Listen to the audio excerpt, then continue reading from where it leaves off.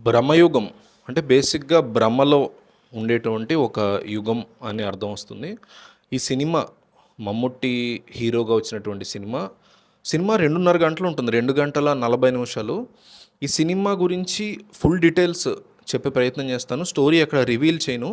But ఈ cinema చూడాలా వద్దా అనే డెసిషన్ డెఫినెట్లీ వీడియో మొత్తం చూస్తే గానీ మీకు తెలీదు. ఎందుకంటే కొంత చూసాక వెళదాము లేదా వెళ్ళకూడదు అని మీకు వచ్చేటువంటి ఆలోచన డెఫినెట్లీ లాస్ట్‌కి రివర్స్ అయ్యే అవకాశం ఉంది. సో, పూర్తిగా చూడండి ఈ వీడియో. అండ్ మోస్ట్ ఇంపార్టెంట్‌లీ చాలామందికి ఈ సినిమా చూడలేదు చాలామంది. సో, చూసిన తక్కువ వాళ్ళలో రివ్యూస్ ఇచ్చిన వాళ్ళలో నేను కూడా ఒకడిని. సో, డెఫినెట్లీ ఈ వీడియో మీ వాట్సాప్ స్టేటస్‌లో పెట్టుకోండి. చాలామందికి ఇది హెల్ప్ అవుతది సినిమాల పట్ల ఇంట్రెస్ట్ ఉండే వాళ్ళకి. 'బ్రహ్మయుగం' సినిమాలో 2 గంటల 40 నిమిషాల నిడివిలో కేవలం 3 పాత్రలుంటాయి. సినిమా మొత్తం మీద కూడా 3 పాత్రల మధ్య ఈ సినిమా నడుస్తుంది. కొండా కోనల్లో, ఎక్కడో అడవుల్లో, ఎప్పుడో పోర్చుగీసులు భారతదేశాన్ని ఇంకా అడుగు పెట్టడానికి ముందు కాలంలో జరిగినటువంటి ఒక భ్రమ యుగంలో ఈ సినిమా కథ ఉంటుంది. 2 గంటల 40 నిమిషాలు కూడా సినిమా మొత్తం హైలైట్ ఏంటంటే బ్లాక్ అండ్ వైట్‌లో ఉంటది. ఇంత టెక్నాలజీ వచ్చినటువంటి ఈ రోజుల్లో బ్లాక్ అండ్ వైట్ ఎందుకు పెట్టారు? అయితే బ్లాక్ అండ్ వైట్ పెట్టడం వల్లే ఈ సినిమా యొక్క థీమ్‌లో ఆ సినిమా ఉన్న ప్రదేశంలో, ఆ సినిమా నడుస్తున్నటువంటి ప్రాంతంలో, కొండ కోనల్లో, అడవుల్లో ఉండేటువంటి ఒక పాడుబడ్డ భవంతిలో మనం కూడా ఉన్నాము అనేటువంటి ఒక ఫీల్ వస్తుంది. అంతేకాకుండా బ్లాక్ అండ్ వైట్ పెట్టారు ఏమో అని ఫస్ట్ నుంచి చెప్పారు makers black and white cinema ఇదని. బ్లాక్ అండ్ వైట్ పెట్టారు కాబట్టి పెద్ద ఇంట్రెస్టింగ్ ఉండదేమో అనుకున్నాను గానీ, ఎంత ఎక్సలెంట్ సినిమాటోగ్రఫీ అసలు.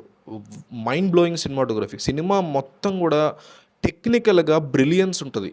పెర్ఫార్మెన్స్ పరంగా బ్రిలియన్స్ ఉంటది. మమ్ముట్టి లాంటి ఒక నటుడు ఈ దేశంలో ఉన్నాడు అంటే, ఈ సినిమా చూసిన ప్రతి ఒక్కళ్ళు గర్వపడతారు.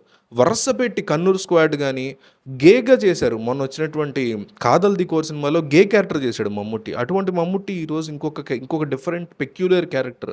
ఎవరు ఊహకి కూడా అందదు. ఇదివరకు ఎవరు చేయలేదని నేను అంట్ల. ఎవరి ఊహకి కూడా అందదు. చేయలేదు సరికదా, ఎవరు తమ డ్రీమ్స్‌లో కూడా ఊహించుకోలేని క్యారెక్టర్‌ని ఈ సినిమాలో మమ్ముట్టి చేశాడు. అంత అద్భుతమైనటువంటి ఒక మాస్టర్ పీస్‌ని, కళాఖండాన్ని తెర మీదకి తీసుకొచ్చారు. ఈ సినిమా బేసిక్‌గా ఒక జానపదానికి సంబంధించినటువంటి అంశం. మలయాళంలో ఉండే జానపద నృత్యాలు గానీ, జానపద కథల్లో ఉండేటువంటి ఒక భ్రమయుగం అనే కాన్సెప్ట్‌కి సంబంధించినటువంటి కథ.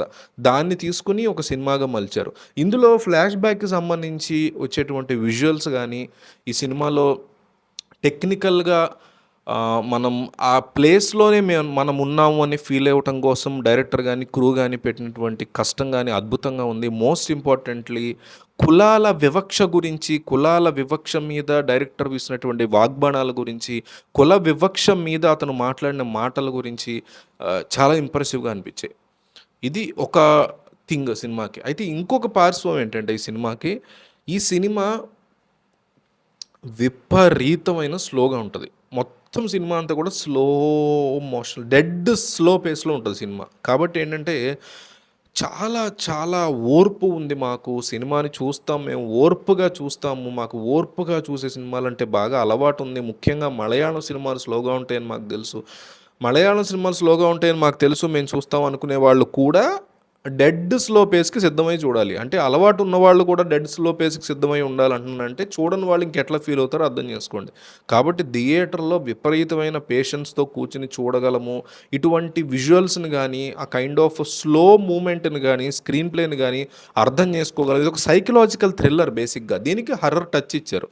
సో, ఈ సైకలాజికల్ థ్రిల్లర్ ఒక ఫోక్‌లోర్ డ్రామాని అర్థం చేసుకోగలం మేము ఈ హర్రర్ టచ్‌లో ఉన్నదాన్ని అంటేనే డెఫినెట్‌లీ థియేటర్‌కి వెళ్లి చూడాలి. వరల్డ్ సినిమాని ఎక్కువగా ఎక్స్‌ప్లోర్ చేసే వాళ్ళకి మాత్రం మస్ట్ వాచ్ సినిమా ఇది. పొరపాటున కూడా మిస్ అవ్వకండి. నాకైతే విపరీతంగా నచ్చేసింది. స్లో పేస్ ఉన్న కంప్లెయింట్ నేను కూడా ఇస్తాను. చాలా చోట్ల కాస్త నిడివి తగ్గించుకోవచ్చు, ట్రిమ్ చేసుకోవచ్చు అని అనిపించింది. కానీ ఆ ప్రపంచంలోకి తీసుకువెళ్ళి మనల్ని అక్కడక్కడే తిప్పి అందులో మనం ఉన్నామనే ఫీల్‌ని క్రియేట్ చేయడం కోసమే అంత స్లోగా తీశారనిపించింది. ఇంకా అద్భుతంగా కూడా తీయొచ్చు అనిపించింది సినిమా. కొన్ని చోట్ల లార్డ్ ఆఫ్ రింగ్స్ కూడా నాకు గుర్తొచ్చింది క్లైమాక్స్ లెవెల్‌లో. సో, ఓవరాల్‌గా చూసుకుంటే వరల్డ్ సినిమాని ఎక్కువగా ఎక్స్‌ప్లోర్ చేసే వాళ్ళకి 'బ్రహ్మయుగం' సినిమా మస్ట్ వాచ్. మళ్ళీ చెప్తున్నా, చాలా స్లోగా ఉంటది.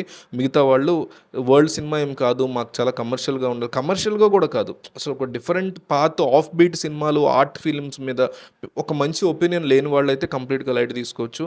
బట్ ఇండియన్ సినిమా హిస్టరీలో ఇండియన్ సినిమా హిస్టరీలో ఇంకొకసారి ఇటువంటి సినిమా వస్తుందని నేనైతే ఊహించుకోవట్లా. మనం అందరం బతికున్నంతగా ఈ జన్మలో వస్తుందని నేను ఊహించట్లా, అనుకోవట్లేదు. గ్యారంటీగా రాదనుకుంటున్నా.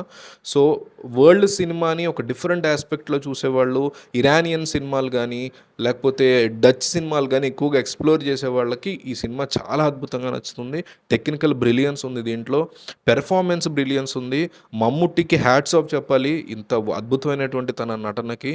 సో, ఈ వీడియో స్టేటస్‌లో పెట్టుకోండి.